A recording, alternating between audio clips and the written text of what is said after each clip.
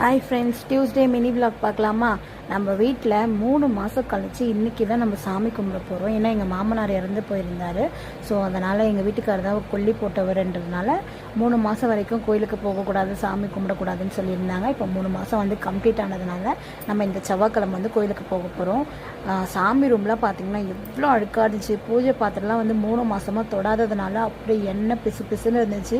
அதுக்கப்புறம் பார்த்திங்கன்னா பீத்தாம்பரி, லெமன், சபீனா இதெல்லாம் போட்டு சூப்பராக வந்து பூஜை பாத்திரம் எல்லாமே நல்லா பலன்னு நல்லா க்ளீன் பண்ணி எடுத்துட்டேன்.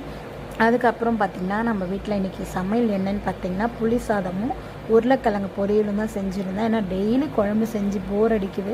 சரி இன்றைக்கி ஒரு நாள் மட்டும் இந்த மாதிரி வெரைட்டி ரைஸ் செஞ்சு போன்ட்டு இதுதான் செஞ்சுருந்தேன். பாப்பாவுக்குமே இந்த ரைஸ் பிடிக்கும், எங்கள் 2 பேருக்குமே பிடிக்கும். வீட்டில் 3 பேருமே நல்லா விரும்பி சாப்பிடுவோம்.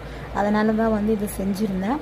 அதுக்கப்புறம் பார்த்திங்கன்னா நானுமே சாப்பாடு சாப்பிட்டு முடிச்சுட்டு அப்புறமா பாப்பாவுக்கு தலைக்கெல்லாம் குளிக்க வச்சுட்டு தலை காய வச்சுட்டு இருந்தேன். இவளுக்கு தலை காய வைக்கிறது தான் பெரிய வேலை எனக்கு.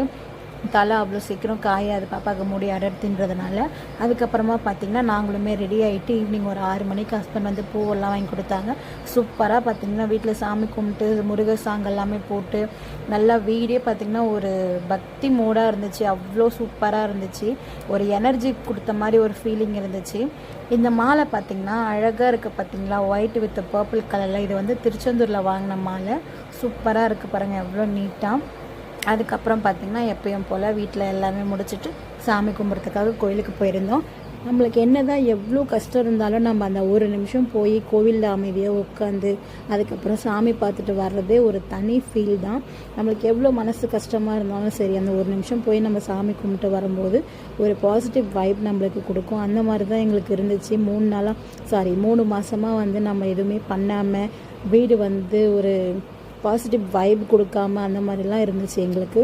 கோயிலுக்கு போய் சாமி கும்பிட்டதுக்கப்புறம் தான் சூப்பராக இருந்துச்சு. எங்களுக்கு ஒரு எனர்ஜி கொடுத்த மாதிரி இருந்துச்சு. அதுக்கப்புறம் இந்த கோவில் என்னென்னா கும்பாபிஷேகம் பண்ண போகிறாங்க. இது வந்து குமரக்கோட்டை முருகர் கோயில் சொல்லுவாங்க காஞ்சிபுரத்தில். எல்லாமே வந்து ரெடி பண்ணிகிட்ருக்காங்க. மார்ச் 8ஆம் தேதி தான் சொல்லியிருந்தாங்க. பட் ஆனால் இப்போ டேட் கொஞ்சம் மாற்றி வச்சுட்டாங்க. இப்போ அனௌன்ஸ் பண்ணலை இன்னும். அதுக்கப்புறம் பார்த்திங்கன்னா எப்பயும் போல் நம்ம வந்து கோயிலுக்கு போனாலே வந்து இந்த தாத்தா கிட்ட வந்து நாட்டு வளையல் நான் வாங்குவேன். மேரேஜ் ஆகி வந்ததுலேருந்து நான் இந்த தாத்தா கிட்ட தான் வாங்குவேன். சூப்பராக இருக்கும் நாட்டு வளையல் எல்லாமே. அதே மாதிரி வாங்கிட்டு பாப்பாக்கும் பார்த்திங்கன்னா வளையல்லாம் வாங்கிட்டு வீட்டுக்கு போயாச்சு. ஹஸ்பண்ட்க்கு வந்து நைட் ஷிஃப்ட்ன்றதுனால நம்ம வீட்டுக்கு போய் டிஃபன் தான் செஞ்சுருந்தோன்னு பார்த்திங்கன்னா தக்காளி தொக்கும் இட்லியும் தான் செஞ்சுருந்தேன். ஸோ நம்ம இதே மாதிரி நெக்ஸ்ட் வீடியோவில் பார்க்கலாம்.